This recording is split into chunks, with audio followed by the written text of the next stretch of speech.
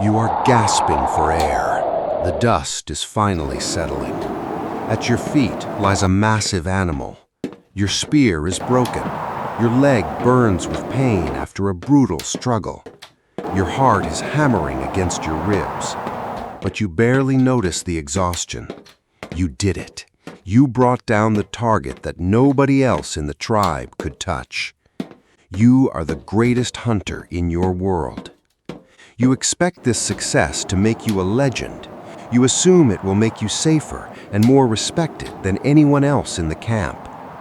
You drag the heavy carcass back to the fire. You wait for the cheers. You wait for the gratitude. But the tribe doesn't cheer. They look at the meat. They look at you. And then they start talking. They call the animal thin. They call it nothing special. They say it barely seems worth the effort. You didn't just take a massive risk, you succeeded, and your reward is public dismissal. So what actually happened to the most skilled people in the ancient world? We are going to look at the hidden cost of being the best.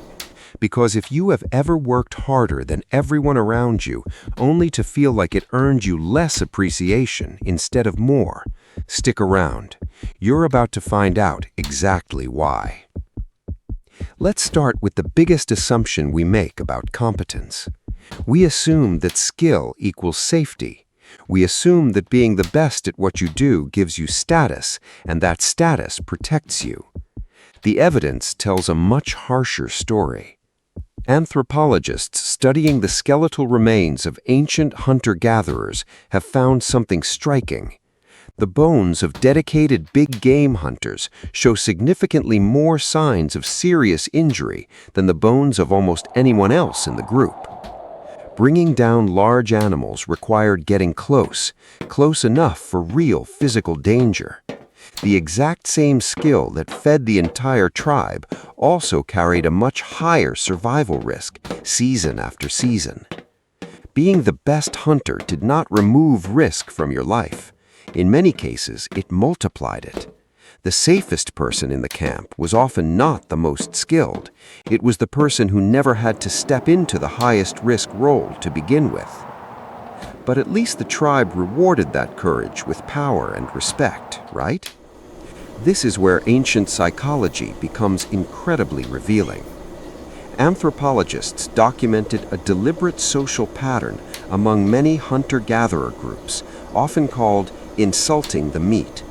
When a hunter returned with an impressive kill, the group did not celebrate him. They actively downplayed it. They joked about it. They called it ordinary. One elder explained the logic very clearly to a visiting researcher. When a young man kills much meat, he comes to think of himself as a chief and the others as his servants. We cannot accept this, so we speak of his meat as worthless. This cools his heart and makes him gentle. Exceptional performance triggered an automatic social correction. The system was designed to prevent any single person from rising too far above the group. Praise was treated carefully, almost like a resource that needed to be limited. And the pattern went further. Anthropologist Polly Weissner documented strict meat-sharing rules in these ancient societies. A hunter with an impressive kill was not free to simply keep what he killed. He wasn't even allowed to decide how it was shared. Custom determined exactly who received which portion, and the distribution often had very little to do with who had actually taken the greatest risk in the tall grass. The hunter absorbed most of the danger, but the reward was largely redistributed by the group. This reveals an uncomfortable truth about human survival. In small, interdependent groups, one person accumulating too much status, too much gratitude, or too much leverage could threaten the balance. So these societies developed deep social norms to keep exceptional individuals in check, even when the group desperately needed their skill to survive. If peeling back the layers of human evolution is helping you make sense of your own life, take a second to subscribe.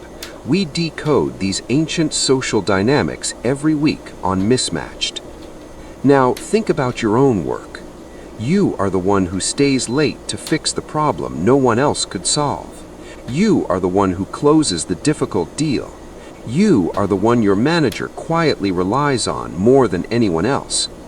Maybe you're the person everyone calls when something breaks. But instead of clear recognition, what often happens, you receive more work. Credit becomes shared or minimized. Your colleagues may grow slightly cooler toward you. The problem is, they remember your reliability more often than they remember your effort. Someone who plays the social game better walks away with the visible reward. You might have thought it was just bad luck, or that you were doing something wrong. You weren't. You were experiencing the competence tax. Of course, not every workplace operates this way, but many teams unknowingly fall into this exact ancient social pattern, rewarding cooperation while becoming cautious of anyone who appears too indispensable. Have you ever worked harder than everyone around you, only to feel like it made people trust or appreciate you less rather than more? That reaction is incredibly old. Human groups have long been wired to level out anyone who accumulates value too quickly or too visibly.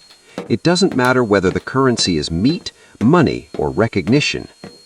Understanding this doesn't mean you should stop being good at what you do. It simply means the frustration you feel is not proof that you're broken. It's proof that you're triggering a very old alarm system, one designed to protect the group's balance, not necessarily to protect the individual who stands out. Once you see the competence tax clearly, you can stop waiting for a system built to level people out to suddenly start rewarding you for rising above it. 100,000 years have passed. The ancient animals are gone, the spears are gone, but tomorrow morning you will still walk into a workplace and pour your energy into bringing down a difficult target for your team. And when you place the result on the table, do not be surprised if the reaction is quieter than you expected. The best hunter in the tribe rarely got the safest seat by the fire. He often earned the hardest job and the least guaranteed thanks for doing it. The tools changed, the underlying pattern never did. What is the heaviest competence tax you've ever paid in your career? Tell us in the comments below. And if you want to keep exploring the ancient wiring still shaping modern life, subscribe to Mismatched, because the oldest social games humanity ever played are still running quietly in the background today.